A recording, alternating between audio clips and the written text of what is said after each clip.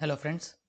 अब हम लोग हमारे इस कॉन्ट्रैक्ट एक्ट का एंड यूनिट नंबर 4 का एक लास्ट पार्ट देखेंगे। इसके बाद हमारा ना सिर्फ यूनिट 4 कंप्लीट हो रहा है बल्कि हमारा ये इतना बड़ा कॉन्ट्रैक्ट एक्ट भी कंप्लीट हो जाएगा। ओके, तो बच्चों, what is this last part? This is nothing but the discharge of contract. Okay, last part है आपका डिस्चार्ज ऑफ कॉन्ट्रैक्ट। तो सबसे पहले हमें यह समझना होगा कि what is the meaning of discharge of contract. किसको बोला जाता है डिस्चार्ज ऑफ कॉन्ट्रैक्ट? देखो बच्चों, जब भी आप कोई कॉन्ट्रैक्ट करते हो, कोई दो पार्टीज मान के चलो कॉन्ट्रैक्ट कर रही है, ठीक है, तो ये कॉन्ट्रैक्ट में आपको भी पता है रेसिप्रोकल प्रोमिसेस होते हैं। ठीक है, मतलब ये पार्टी कुछ करने के लिए प्रॉमिस करेगी और दूसरी भी पार्टी कुछ करने के लिए प्रॉमिस करेगी। दोनों पार्टीज एक दूसरे को क्या करते हैं? कुछ करने के लिए प्रॉमिस करते हैं। तो इसी को हम लोग क्या बोलते हैं? Reciprocal promises. तो जो रेसिप्रोकल प्रोमिसेस होते हैं they have to be perform, ये आपको परफॉर्म करना पड़ता है। ठीक है, basically you will have to perform this promises. दोनों पार्टीज को इसका परफॉर्मेंस करना ही पड़ेगा, ये कंपल्शन होता है in your contract.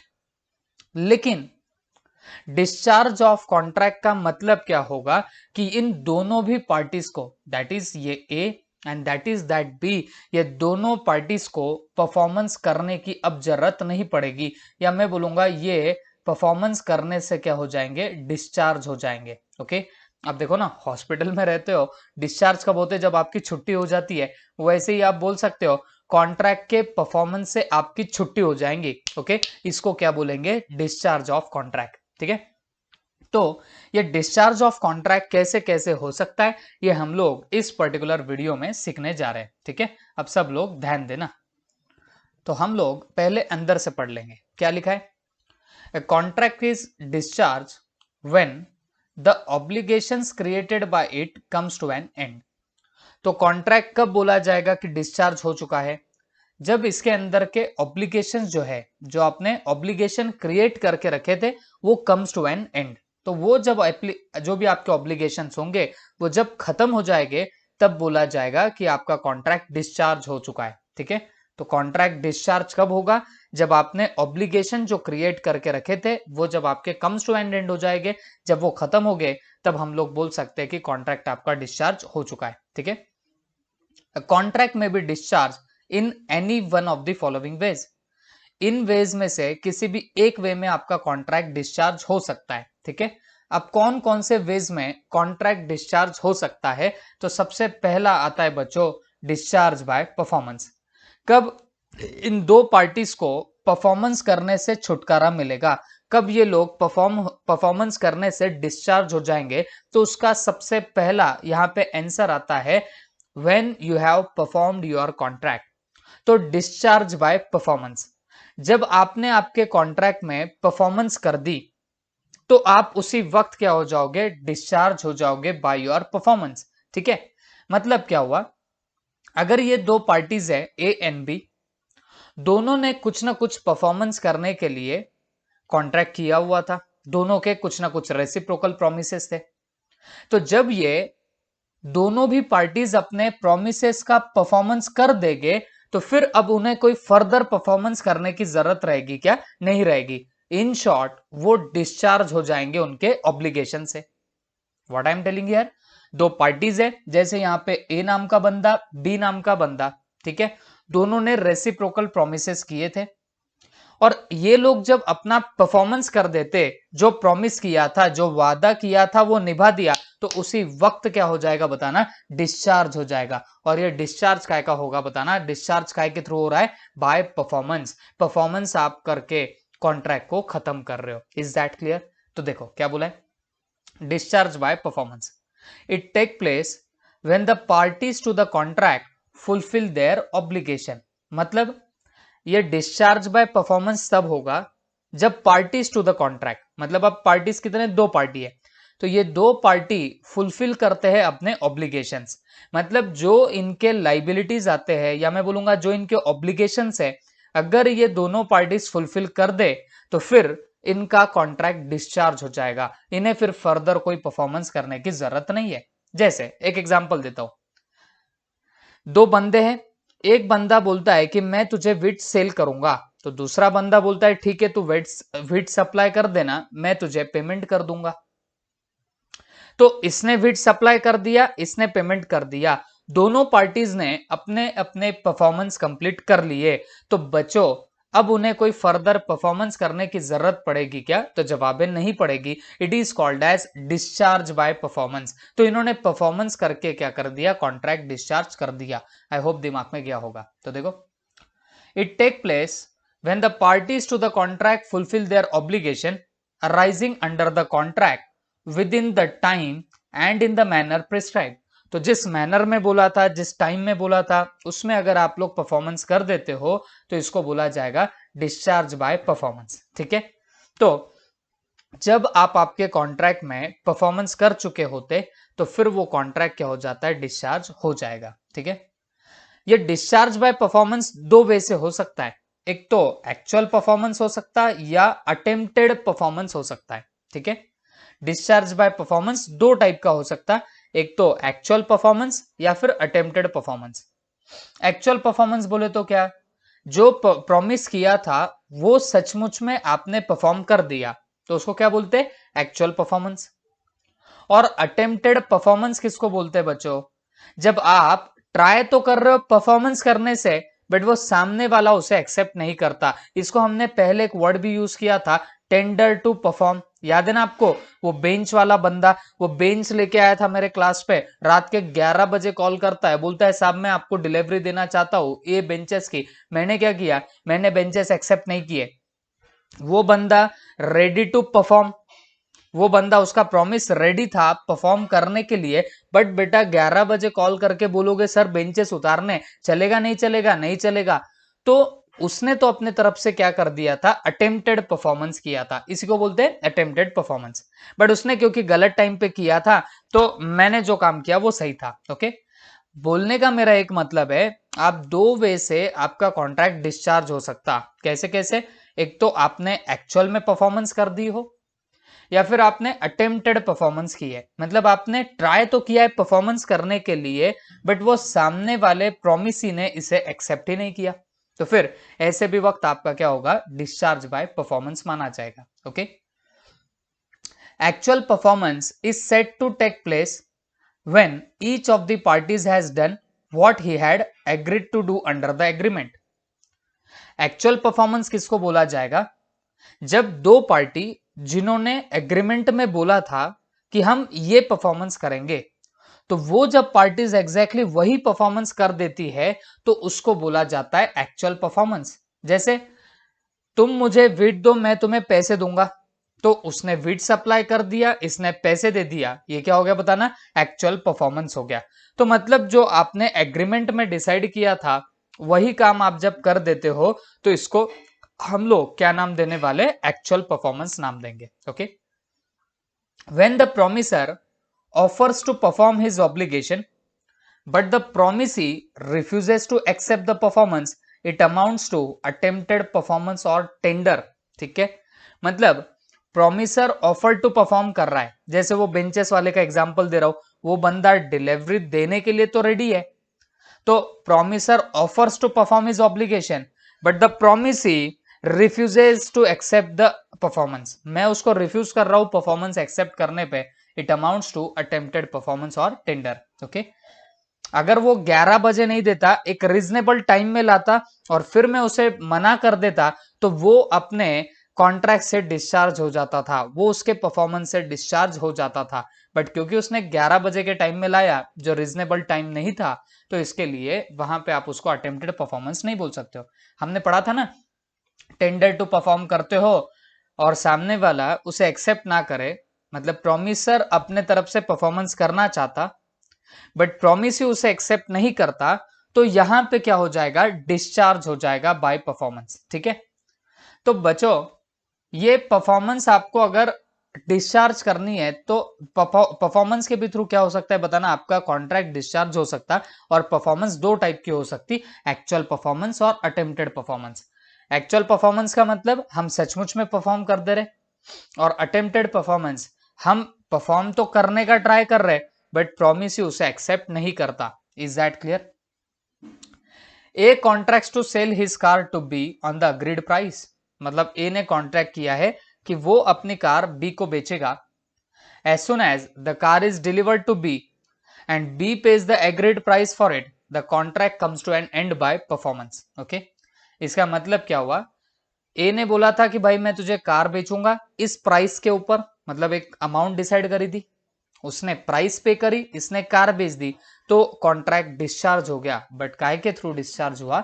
Bye performance. ठीक है, तो बात याद रखना, आपका जो भी कॉन्ट्रैक्ट होता है वो क्या हो सकता है? डिस्चार्ज हो सकता है, खत्म हो सकता है। और किसके थ्रू हो सकता है? बेटा जब आपने परफॉर्मेंस कर दी ना, तब डिस्चार्ज हो जाएगा। और परफॉर्मेंस भी कितने? दो टाइप के परफॉर्मेंस होते हैं, एक होती है एक्चुअल परफॉर्मेंस और दूसरी होती है कौन सी? Attempted performance. ठीक है, उसके बाद discharge by mutual agreement. Okay, mutual agreement से भी डिस्चार्ज हो सकता। म्यूचुअल एग्रीमेंट से कैसे डिस्चार्ज ऑफ कॉन्ट्रैक्ट होता, ये हमने प्रीवियस वीडियो में देखा था। याद करो नोवेशन, याद करो रेसिशन, याद करो अल्टरेशन। क्या था नोवेशन? जब ओल्ड कॉन्ट्रैक्ट के प्लेस पे न्यू कॉन्ट्रैक्ट आ जाए, नोवेशन। क्या होता है रेसिशन? जब कॉन्ट्रैक्ट को खत्म ही कर दे, रेसिशन। क्या होता है अल्टरेशन? जब आपका कोई पर्टिकुलर कॉन्ट्रैक्ट होता है, उसके टर्म्स एंड कंडीशन चेंज करते हैं, तो that becomes what? Your alteration. तो बोलने का मतलब है डिस्चार्ज बाय म्यूचुअल एग्रीमेंट भी पॉसिबल हो सकता। ठीक है, तो म्यूचुअल एग्रीमेंट अब ये जब हम लोग कल तीनों चीजें देख रहे थे, नोवेशन के बारे में, रेसिशन के बारे में, अल्टरेशन के बारे में, तो इसमें हमने देखा था कि दोनों पार्टीज का कंसेंट होता है, वो बैठ के डिसीजन लेते कि भाई अब ये कॉन्ट्रैक्ट डिस्चार्ज कर देंगे, तो उस वे से वो ओल्ड कॉन्ट्रैक्ट डिस्चार्ज होता। आई होप सबको याद आ रहा होगा पिछले लेक्चर का। तो देखो क्या बोला है, discharge by mutual agreement. Section 62 of the Indian Contract Act provides if the parties to contract agree, देखो parties to contract agree मतलब दो parties agree कर रही है, okay, to substitute a new contract for it। ये substitute करेंगे, substitute का मतलब क्या होता है? रिप्लेस करेंगे। किसको रिप्लेस करेंगे बताना? न्यू कॉन्ट्रैक्ट फॉर इट, मतलब पुराने के जगह पे नया कॉन्ट्रैक्ट सब्सटीट्यूट कर रहे हो, रिप्लेस कर रहे हो। और टू रिजाइंड, रिजाइंड मतलब रेसिशन, और टू रेमिट और अल्टर, रेमिट बोले तो रेमिशन, दैट इज वेवर। याद आ रहा होगा आपको वेवर, 5 लाख का डेप्ट था, हमने उसको 3 ही लाख दिया, उसने एक्सेप्ट कर लिया, तो मतलब 2 लाख का वेवर कर दिया, छुटकारा दे दिया। ठीक है, तो ऐसे वक्त क्या होगा बताना? ओरिजिनल कॉन्ट्रैक्ट आपका डिस्चार्ज हो जाएगा। ओके, क्या होता है इनोवेशन में? ओल्ड के प्लेस पे न्यू आता। तो क्या आपको ओल्ड कॉन्ट्रैक्ट परफॉर्म करना पड़ता क्या? तो जवाब है नहीं करना पड़ता, वो कॉन्ट्रैक्ट डिस्चार्ज हो जाता है। ठीक है, तो यहां पे वही बोला है, discharge by the mutual agreement. ठीक है, the principles of novation, rescission, alteration, remission are already discuss. ये रेमिशन मतलब वेवर होता है बच्चों। ठीक है, ये भी हमने देख के रखा था, वेवर। तो ये यहां तक हमने देखा कि भाई दो वे से आपका कॉन्ट्रैक्ट डिस्चार्ज हो सकता, आपका कॉन्ट्रैक्ट खत्म हो सकता। कौन सी दो चीजें हैं? एक तो डिस्चार्ज बाय परफॉर्मेंस और दूसरा डिस्चार्ज बाय म्यूचुअल अग्रीमेंट। ठीक है, उसके बाद एग्जाम्पल दिया है, ए ओज बी 1 लाख, मतलब ए को देने हैं बी को कितने? 1 lakh. A enters into an agreement, तो ए एंटर करा एक एग्रीमेंट में with B and mortgage is issued for 50,000 in place of debt of 1 lakh, the new contract and extinguishes the old one। in short, new contract आपका बना तो old contract खत्म हो जाता है। in short, वो आपको परफॉर्म करना नहीं पड़ता। ठीक है, तो दो बातें देखी आपने, कॉन्ट्रैक्ट कैसे कैसे डिस्चार्ज होगा।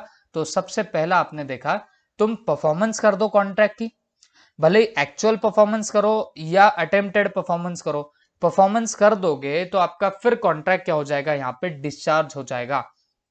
सेकेंडली क्या था? Discharge by mutual agreement. तो म्यूचुअल एग्रीमेंट का मतलब हमने यहाँ पे क्या देखा बच्चों? जब दो पार्टी आपस में एग्रीमेंट करके डिस्चार्ज करती है, तो that will be called as discharge by mutual agreement. Okay, third है, उसमें और एक एग्जांपल दिया है, A owes B 5 lakh, A pays to B 3 lakh, who accepts in full satisfaction, the whole is discharged। तो मतलब क्या हो गया? 5 लाख के जगह पे 3 लाख ही आपने दिए, उसने भी एक्सेप्ट कर लिया, तो कॉन्ट्रैक्ट आपका पूरा खत्म हो चुका है। ठीक है, तो कॉन्ट्रैक्ट आपका दो वे से खत्म हो सकता है, दो चीजों से खत्म हो सकता है। सबसे पहला डिस्चार्ज बाय परफॉर्मेंस, परफॉर्मेंस करने पे खत्म हो सकता है, और दूसरा डिस्चार्ज बाय म्यूचुअल एग्रीमेंट।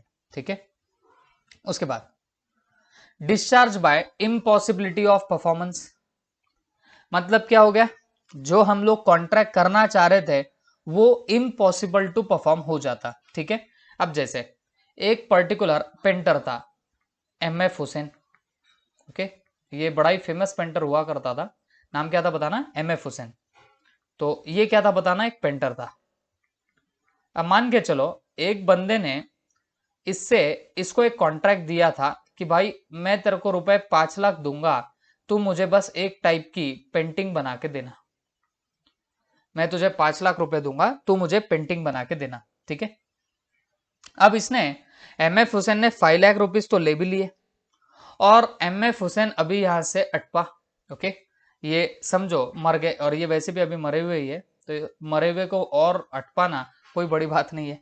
तो ये एमएफ हुसैन जो है ये ऑलरेडी क्या हो चुके हैं, मर चुके हैं। तो समझ के चलो इसने दिए थे 5 लाख, बंदे ने बोला ठीक है मैं पेंटिंग बना के दूंगा, और पता नहीं क्या हुआ, तबियत बिगड़ी और ये एमएफ हुसैन मर गए। अब सवाल ये उठता, क्या ये जो पेंटिंग बना के देने वाले थे एमएफ हुसैन, क्या ये कॉन्ट्रैक्ट अब पॉसिबल टू परफॉर्म है? तो आप बोलेंगे सर अब ये पॉसिबल टू परफॉर्म नहीं है, पेंटिंग कोई दूसरा बना सकता है, बट ये बंदा 5 लाख रुपीज क्यों दे रहा था, क्योंकि उसको स्पेशली एमएफ हुसैन की ही पेंटिंग चाहिए थी। ओके, तो अब क्या वो कॉन्ट्रैक्ट पॉसिबल टू परफॉर्म होगा? तो जवाब है अब पॉसिबल टू परफॉर्म नहीं होगा। तो ये कॉन्ट्रैक्ट इधर ही क्या हो जाता है बताना, डिस्चार्ज हो जाता है। इन शॉर्ट इसकी परफॉर्मेंस अब नहीं करनी पड़ती। आपने देखा भी था ना, जहां पे पर्सनल स्किल्स इन्वॉल्व होती है और उस बंदे की डेथ हो जाए तो वो कॉन्ट्रैक्ट उधर ही डिस्चार्ज हो जाता, खत्म हो जाता, क्योंकि इसका रिप्रेजेंटेटिव क्या ये काम कर पाएगा क्या? जवाब है नहीं कर पाता। ओके, देखो द इम्पॉसिबिलिटी में exist from the very start. कभी कभी इम्पॉसिबिलिटी बिगिनिंग से हो सकती है, जैसे मरे हुए को जिंदा करना, ये पहले से पता होता है कि ये पॉसिबल टू परफॉर्म है ही नहीं, मतलब ये इम्पॉसिबिलिटी स्टार्ट से ही है। In that case it would be a impossibility एब इनिशियो। एब इनिशियो का मतलब होता है फ्रॉम द बिगिनिंग, मैं आपको पहले बता चुका हूं, फ्रॉम द बिगिनिंग। एब इनिशियो का मतलब क्या होता है, फ्रॉम बिगिनिंग। तो कभी कभी इम्पॉसिबिलिटी ऑफ परफॉर्मेंस बिगिनिंग से हो सकती है। अल्टरनेटिवली इट में सुपरविन, सुपर विनिंग इम्पॉसिबिलिटी किसको बोलते हैं? सब्सिक्वेंटली जो इम्पॉसिबल हो जाए उसको बोलते हैं सुपर विनिंग इम्पॉसिबिलिटी। जैसे यहां पे क्या देखा, देखो पेंटिंग बनाने को बोला था, तब तक तो सब ठीक था, बट बाद में उनकी डेथ हो जाती है तो फिर ये कॉन्ट्रैक्ट अपने आप में इम्पॉसिबल टू परफॉर्म हुआ। बट आपको पता है ना, ये बाद में जाके इम्पॉसिबल टू परफॉर्म हुआ, तो ऐसी इम्पॉसिबिलिटी को क्या बोलते बच्चों? Super winning impossibility. ठीक है, ऐसी इम्पॉसिबिलिटी को क्या बोलेंगे बताना, सुपर विनिंग इम्पॉसिबिलिटी। ठीक है,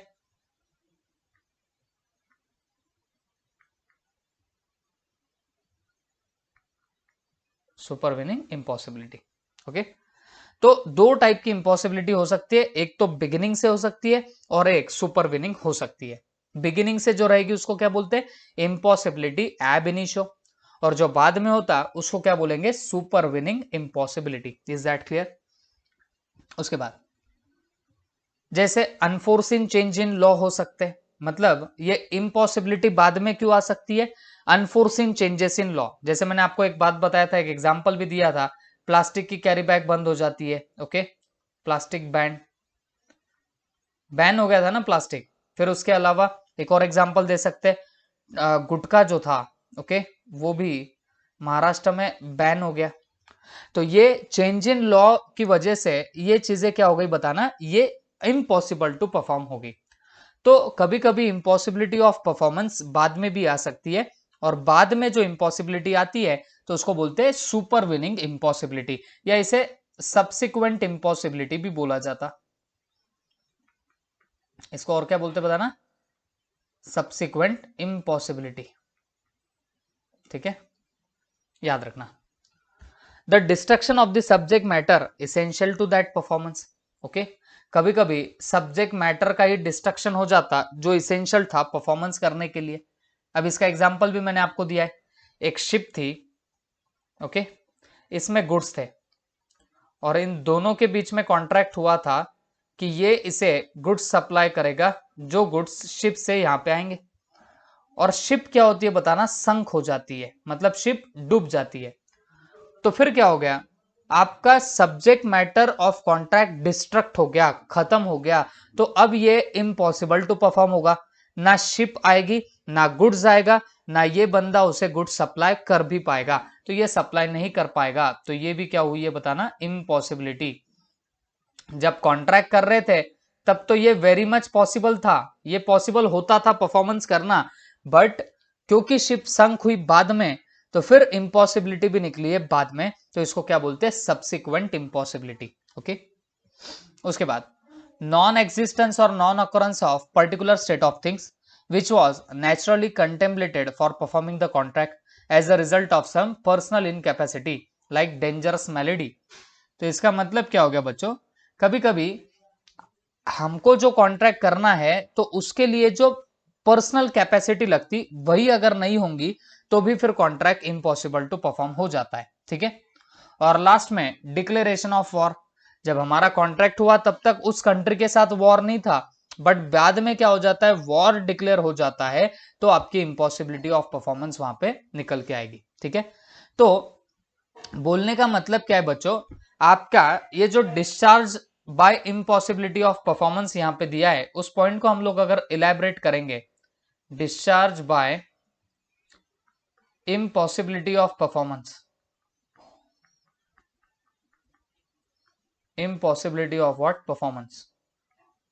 तो ये कैसे कैसे हो सकता है, तो इम्पॉसिबिलिटी ऑफ परफॉर्मेंस दो टाइप की हो सकती है, फ्रॉम बिगिनिंग,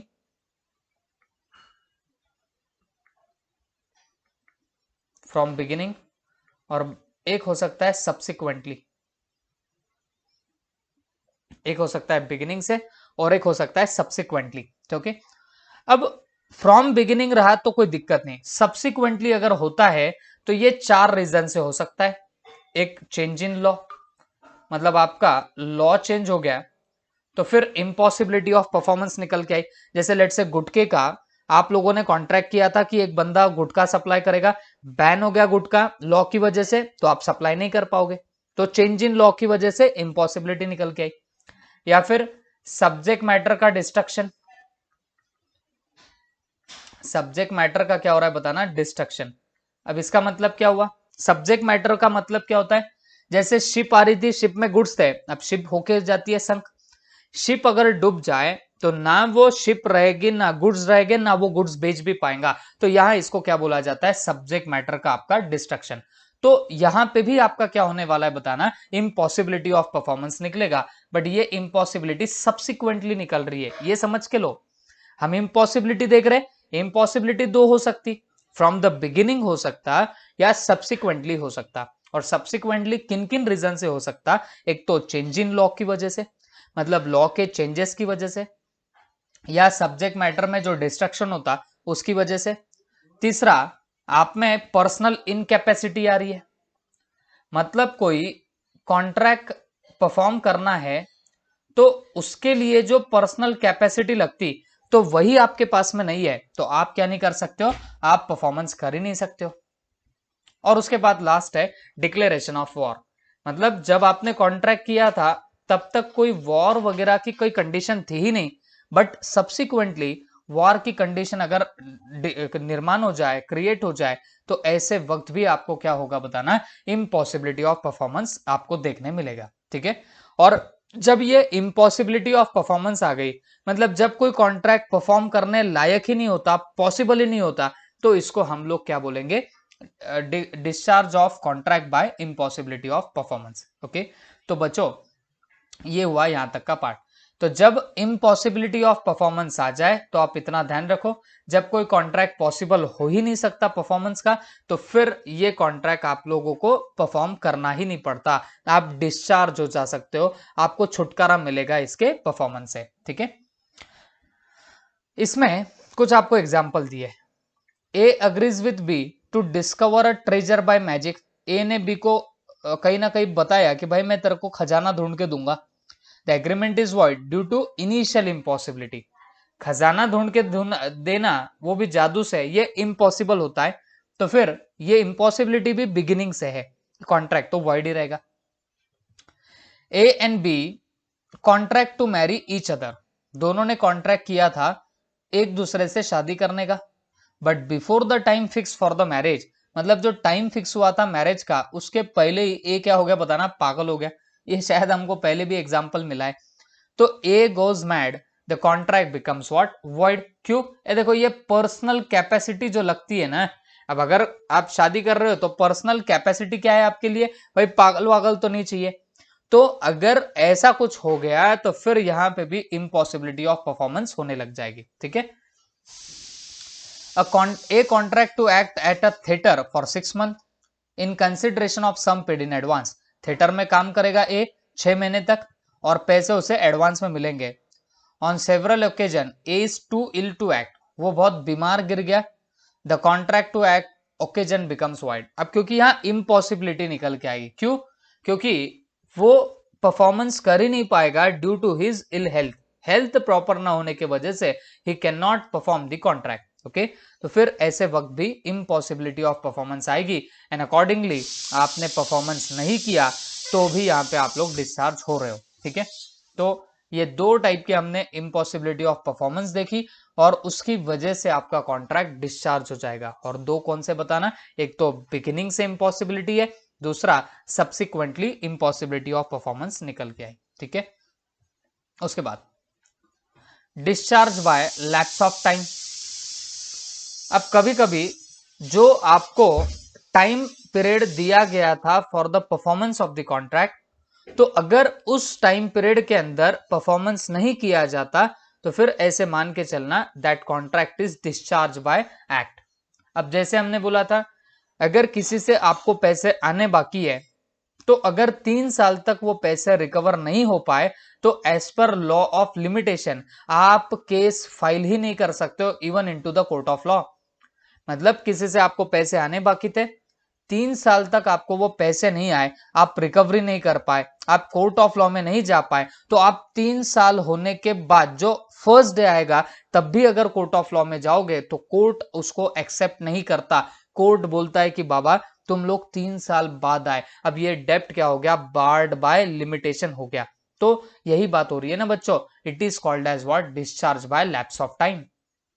तो टाइम अगर तुम्हारा खत्म हो जाए, टाइम का लैप्स हो जाए, तो उसके बाद आपको समझना पड़ेगा ये कॉन्ट्रैक्ट क्या हो जाएगा बताना, ये कॉन्ट्रैक्ट डिस्चार्ज हो जाएगा। देखो, a contract should be perform with in a specified period. आपको जो भी कॉन्ट्रैक्ट परफॉर्म करना है तो वो आपने स्पेसिफाइड पीरियड में कंप्लीट करना चाहिए। ठीक है, as prescribe by law of limitation. If it is not perform, अगर ये परफॉर्म नहीं हुआ, and if no action is taken by the promisee, और अगर प्रोमिसी एक्शन नहीं लेता within specified time, he is deprived of remedy at law.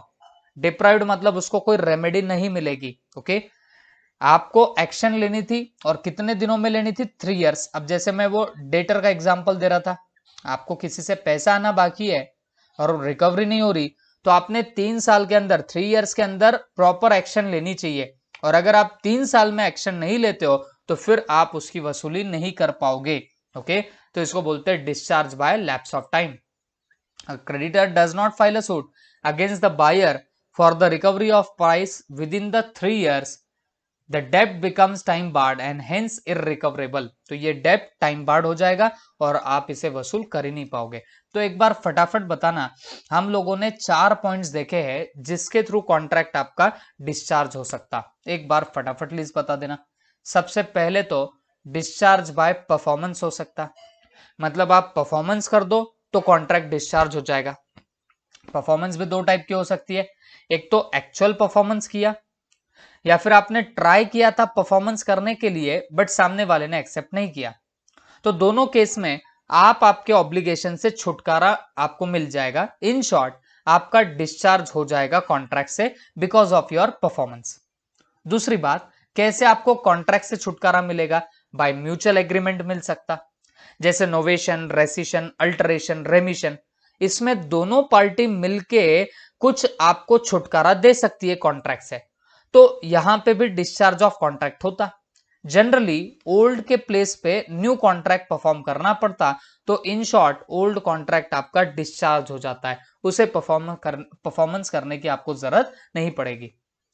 Discharge by impossibility of performance, अगर कोई कॉन्ट्रैक्ट पहले से इम्पॉसिबल है या वो बाद में जाके इम्पॉसिबल हो जाता है, तो उसे परफॉर्म करने की जरूरत नहीं पड़ती। ओके, और हमने देखा बाद की आपकी सुपर विनिंग इम्पॉसिबिलिटी कैसे कैसे निकल सकती है, तो इसमें हमने एग्जांपल देखा था अनफोर्सिन चेंज इन लॉ, मतलब लॉ ही चेंज हो गया, या फिर डिस्ट्रक्शन ऑफ सब्जेक्ट मैटर, जैसे वो शिप संक हो गई।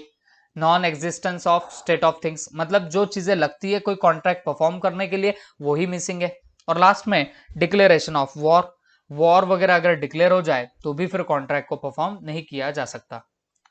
उसके बाद है discharge by lapse of time, तो इसमें हमने क्या बोला, अगर तुम्हारा टाइम जो स्पेसिफाइड था कॉन्ट्रैक्ट के परफॉर्मेंस के लिए, तो वो टाइम ही खत्म हो जाए, तो फिर आपका कुछ नहीं हो सकता, ये कॉन्ट्रैक्ट हो जाएगा डिस्चार्ज। ठीक है, आपको अब ये कॉन्ट्रैक्ट परफॉर्म करने की जरूरत नहीं पड़ती। तो अगर कोई पर्टिकुलर बंदे से मुझे पैसे आने बाकी है तो 3 साल के अंदर रिकवरी होनी चाहिए, नहीं हो रही तो 3 साल के अंदर मैंने केस डालना चाहिए, और अगर केस नहीं डालूंगा तो 3 साल बाद मैं रिकवरी कर ही नहीं पाऊंगा। ओके, उसके बाद discharge bye operation of law. Okay, अगर कोई पर्टिकुलर प्रोमिसर की डेथ हो जाए या वो इंसॉल्वेंट हो जाए, तो उसे कोई परफॉर्मेंस करने की जरूरत नहीं पड़ती। ओके, अरे वो तो जिंदगी से डिस्चार्ज हो गया, तो फिर वो क्या कॉन्ट्रैक्ट से डिस्चार्ज नहीं होगा क्या? तो जवाब है हो जाएगा। ओके, कोई बंदा है, अब जैसे ये MF हुसैन का एग्जांपल लिया, तो बंदे ने कॉन्ट्रैक्ट किया था कि मैं 5 लाख की एक पेंटिंग दूंगा बना के, 5 लाख ले लिए, बट पेंटिंग बनाते बनाते अटपा, तो अटपा, तो मुझे एक बात बताना है, कहीं ना कहीं ये अपने कॉन्ट्रैक्ट से अब क्या हो गया, डिस्चार्ज हो गया। क्या ऊपर से पेंटिंग बना के नीचे भेजेगा क्या? तो जवाब है नहीं। तो इन शॉर्ट ये क्या हो जाएगा, डिस्चार्ज ऑफ परफॉर्मेंस हो जाएगा। ठीक है, तो discharge by operation of law, operation of law का मतलब क्या हुआ, या तो डेथ की वजह से या तो इंसॉल्वेंसी की वजह से।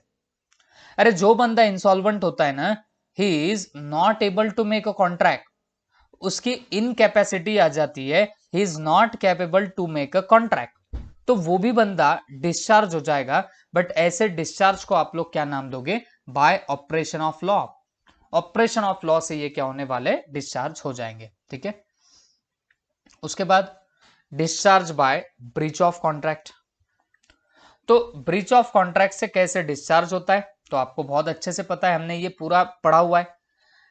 दो टाइप के ब्रीच ऑफ कॉन्ट्रैक्ट होते हैं, एक होता है एक्चुअल ब्रीच ऑफ कॉन्ट्रैक्ट और दूसरा होता है एंटीसिपेटरी ब्रीच ऑफ कॉन्ट्रैक्ट। ठीक है, एक्चुअल ब्रीच ऑफ कॉन्ट्रैक्ट क्या होता है, जब ड्यू डेट ऑफ परफॉर्मेंस होगी तब आपने ब्रीच किया, तो उसको बोलते हैं actual breach of contract. Anticipatory breach of contract किसको बोलते हैं, ड्यू डेट के पहले आपने ब्रीच कर दिया, तो उसको बोलते हैं एंटीसिपेटरी ब्रीच ऑफ कॉन्ट्रैक्ट। तो जब कोई पार्टी ब्रीच ऑफ कॉन्ट्रैक्ट करती है, तो वो सामने वाली पार्टी कॉन्ट्रैक्ट को खत्म कर सकती है, रिजाइंड कर सकती है, तो उस पार्टी को अब परफॉर्मेंस करने की जरूरत नहीं पड़ेगी। ठीक है, पार्टी ने अगर कॉन्ट्रैक्ट रिजाइंड कर दिया है सामने वाले के ब्रीच से, तो फिर उसे कोई परफॉर्मेंस करने की जरूरत नहीं पड़ेगी। चलो देख लो, discharge by breach of contract. Breach of contract में भी एक्चुअल ब्रीच ऑफ कॉन्ट्रैक्ट और anticipatory breach of contract. If one party defaults in performing his part of contract, मतलब एक पार्टी डिफॉल्ट करती है अपना परफॉर्मेंस करने के लिए, on due date he is said to have committed breach thereof, तो उसने क्या कर दिया है, ब्रीच ऑफ कॉन्ट्रैक्ट कर दिया है, ऐसा मान लेना। When on the other hand a person repudiates the contract before the stipulated time for its performance has arrived, मतलब कोई बंदा रेपुडाइट करता है कॉन्ट्रैक्ट को, कैंसिल कर रहा है कॉन्ट्रैक्ट को उसके स्टिपुलेटेड टाइम से पहले, उसके स्पेसिफाइड टाइम से पहले he is deemed to have committed anticipatory breach of contract, तब ऐसा माना जाएगा कि इस बंदे ने क्या करके रखा है, बताना, एंटीसिपेटरी ब्रीच ऑफ कॉन्ट्रैक्ट करके रखा हुआ है। If one of the parties to contract breaks the promise, the party injured thereby, जो पार्टी इंजोर हो रही है, has not only have right to take damages, वो डैमेजेस क्लेम कर सकते हैं, देखा है हमने यूनिट में, and also he is also discharge from performing his part of contract, और फिर उसे कोई परफॉर्मेंस करने की भी जरूरत नहीं पड़ेगी, तो वो डैमेजेस भी क्लेम कर सकती है पार्टी, और कहीं ना कहीं अपना परफॉर्मेंस भी उसको करने की जरूरत नहीं पड़ेगी। ठीक है, तो ये होता है discharge by breach of contract. तो बताओ कॉन्ट्रैक्ट कैसे कैसे खत्म हो सकता, एक तो परफॉर्मेंस कर दो, कॉन्ट्रैक्ट खत्म हो जाएगा। दूसरा म्यूचुअल एग्रीमेंट से हो सकता, बैठक बिठाओ, मीटिंग करो, नोवेशन अल्टरेशन, उससे आप लोग डिस्चार्ज कर सकते हो। कभी कभी इम्पॉसिबिलिटी ऑफ परफॉर्मेंस से कॉन्ट्रैक्ट खत्म हो जाएगा, मतलब कॉन्ट्रैक्ट परफॉर्म करने लायक ही ना हो तो क्या हो जाएगा, बताना, डिस्चार्ज हो जाएगा, क्योंकि इम्पॉसिबिलिटी निकल के आई। और इम्पॉसिबिलिटी ये 4 चीजों से आ सकती है, चेंज इन लॉ हो गया, डिस्ट्रक्शन ऑफ सब्जेक्ट मैटर, या पर्सनल इनकैपेसिटी है, या डिक्लेरेशन ऑफ वॉर, तो यहां पे भी कॉन्ट्रैक्ट क्या हो जाएगा, इम्पॉसिबल टू परफॉर्म। उसके बाद discharge by lapse of time, जो टाइम स्पेसिफाइड है उसके अंदर आपने काम नहीं किया तो फिर वो भी डिस्चार्ज हो जाएगा। Discharge by operation of law, मतलब किसी के डेथ इंसॉल्वेंसी हो जाए तो फिर वो भी क्या हो जाएगा, discharge. Discharge by breach of contract, अगर कोई बंदा ब्रीच ऑफ कॉन्ट्रैक्ट करे तो सामने वाली पार्टी के पास राइट होगा कि वो क्या करने लग जाए बच्चों, कॉन्ट्रैक्ट रिजाइन करे, और जब वो कॉन्ट्रैक्ट रिजाइन कर देता है तो वो डिस्चार्ज हो जाता है from the performance of the contract. ठीक है, उसके बाद प्रोमिसी मे वेव और रेमिट परफॉर्मेंस ऑफ प्रॉमिस। देखो मैं ये इसके लिए भी फास्ट ले रहा हूं ये टॉपिक, क्योंकि आप लोगों ने अब तक जितने यूनिट देखे ना बच्चों, सब यूनिट में आपको ये वाले पॉइंट्स मिले। यहां पे सिर्फ हम लोग क्या कर रहे हैं, जितने आपको अलग अलग यूनिट्स में वो पॉइंट्स मिले ना, उनको मिक्स करके बस आपके सामने ये टॉपिक डाला हुआ है। ठीक है, तो जैसे वेवर, वेवर और रेमिटेंस ऑफ परफॉर्मेंस पढ़ने की भी जरूरत नहीं, मेरे को बताओ 5 लाख का डेप्ट है, आपने 1 ही लाख दिया, उसने एक्सेप्ट कर लिया, वो बोलता है ठीक है भाई 1 लाख दे दे, काम खत्म कर दे, ये क्या होता है, वेवर ऑफ परफॉर्मेंस, हमने पिछले लेक्चर में देखा था। तो यहां पे भी कॉन्ट्रैक्ट क्या हो जाएगा, डिस्चार्ज हो जाता है। ठीक है, और ये सेम वर्डिंग है जैसे आपने पहले देखी है, तो इसमें हम लोग ज्यादा टाइम पास भी नहीं करेंगे। ठीक है, तो आई होप सबके दिमाग में ये सब चीजें जारी होंगी। तो बच्चों कुछ नहीं है, हमने मतलब जितना अभी तक पढ़ा, तो बस उसका यहाँ पे क्या करके रखा हुआ है, उन्होंने कॉम्बो बना के रखा हुआ है। ठीक है, उसके बाद effect of neglect of promise to afford promiser reasonable facilities for performance. अब मैं कल ही आपको बता रहा था, आप सीए बन गए हो, और सीए बन के आप लोग क्या कर रहे हो, बताना, ऑडिट करने जा रहे हो, और कंपनी में आपको कोई पीसी ही प्रोवाइड नहीं किया गया, तो जब आपको पीसी प्रोवाइड नहीं किया गया तो आप मेरे को बताना कि आपका यहां पे क्या हो जाएगा, डिस्चार्ज बाय परफॉर्मेंस हो जाएगा, क्योंकि आप तो कहीं ना कहीं परफॉर्मेंस करने के लिए गए थे, बट जो आपको परफॉर्मेंस करने के लिए रीजनेबल फैसिलिटीज लग रही थी, ऑडिट करने के लिए कंप्यूटर तो लगेगा ना, लेकिन वो सामने वाला बंदा जिसमें उसने अकाउंटिंग करी, वो कंप्यूटर उसने आपको प्रोवाइड ही नहीं किया, तो फिर ऐसे वक्त आप आपके ऑब्लिगेशन से डिस्चार्ज हो जाओगे। Is that clear? तो देखो क्या बोला है, effects of neglect of promisee to afford promiser reasonable facilities for performance. Okay, if any promisee neglects or refuses to afford the promiser reasonable facilities, अगर reasonable facilities नहीं दी गई for the performance of his promise, the promisor is excused by such neglect or refusal. Okay, तो promisor excuse हो जाएगा उसके neglect और refusal से, as to any non performance caused thereby, तो जो भी नॉन परफॉर्मेंस होगी तो उससे वो क्या हो जाएगा, एक्सक्यूज हो जाएगा।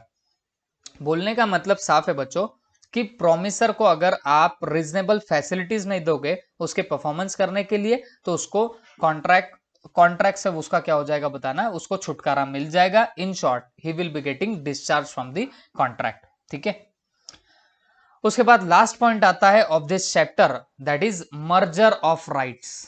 That is what, merger of right. Sometimes inferior rights and superior rights coincide and meet in one and the same person. In such case, inferior right merge into superior rights. On merger, the inferior right vanish and are not required to be enforced. Okay. अब ये जो है बच्चों, ये क्या है, ये आपको एक बार समझ के लेना पड़ेगा मर्जर ऑफ राइट से। अब देखो बच्चों, एक पर्टिकुलर बंदा है, इसका एक लैंड है, ओके, और इसने ये लैंड जो है बी नाम के एक पर्सन को लीज पे दे के रखा हुआ है।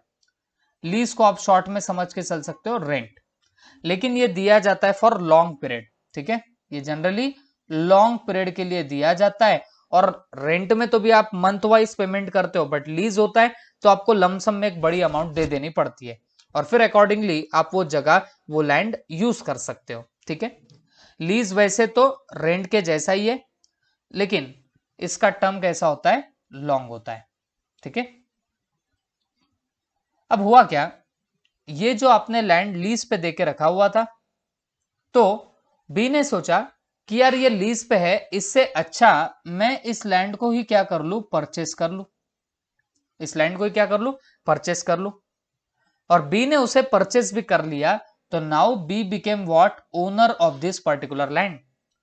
मतलब जो लैंड पहले लीज पे लिया था, मतलब भाड़े पे लिया था, अब उसका वो क्या बन गया, ओनर बन गया। तो अब मुझे एक बात बताओ, अब क्योंकि बी उस लैंड का ओनर बन गया, तो क्या ये लीज के रेंट उसे इसे देने की जरूरत है क्या? तो जवाब है नहीं देना पड़ेगा। क्यों नहीं देना पड़ेगा बच्चों? क्योंकि इंफेरियर राइट, मतलब जो छोटा राइट है, छोटा राइट क्या है, लीज। अब ये इंफेरियर राइट खत्म हो जाएगा सुपेरियर राइट के चलते। सुपेरियर राइट कौन सा है, कि आप ओनर बन रहे हो। Okay, what is your superior right over here, कि आप यहां पे क्या बन रहे हो, ओनर बन रहे हो। तो आप अगर ओनर बन गए, तो बच्चों मुझे एक बात बताओ, क्या अब आपको लीज रेंट देने की जरूरत है क्या? तो जवाब है अब लीज रेंट देने की जरूरत नहीं है। ठीक है, तो यहां पे इन शॉर्ट, यहां पे क्या हुआ है, जो इंफीरियर राइट है वो खत्म हुआ, और उसके जगह पे आपके सुपेरियर राइट्स आने लग गए। ठीक है, तो ऐसा भी होगा तो आपका इंफीरियर राइट वाला कॉन्ट्रैक्ट डिस्चार्ज हो जाएगा। जैसे यहां पे हुआ है, आपने लीज पे लेके रखा था लैंड, तो आपको उसको रेंट देना पड़ता था। अब आपने उसको परचेस ही कर लिया एकदम से, तो फिर आपको उसे रेंट देने की तो जरूरत नहीं पड़ेगी, क्योंकि अब वो लैंड तुम्हारा बन गया। ओके, तो यहां पे क्या हुआ, इंफीरियर राइट को सुपेरियर राइट ने ओवरकम कर लिया। ओके, तो यहां पे भी आपका ओल्ड कॉन्ट्रैक्ट हो जाएगा डिस्चार्ज। तो this is all about your contract act 1872। ठीक है, मैंने जैसे बताया था, this was the one of the longest chapter of our syllabus, और ये हमने यहाँ पे क्या किया है, पूरा के पूरा अब कंप्लीट कर लिया है। ठीक है, इसके बाद एक बार रिवीजन करेंगे ये 4th यूनिट की, फिर question answer, then there will be a test on it. ठीक है, और साइमल्टेनियसली फिर हमारा एक छोटे मोटे अब जो चैप्टर्स बाकी है वो फिर हम लोग यहाँ से स्टार्ट कर देंगे। Okay, thank you.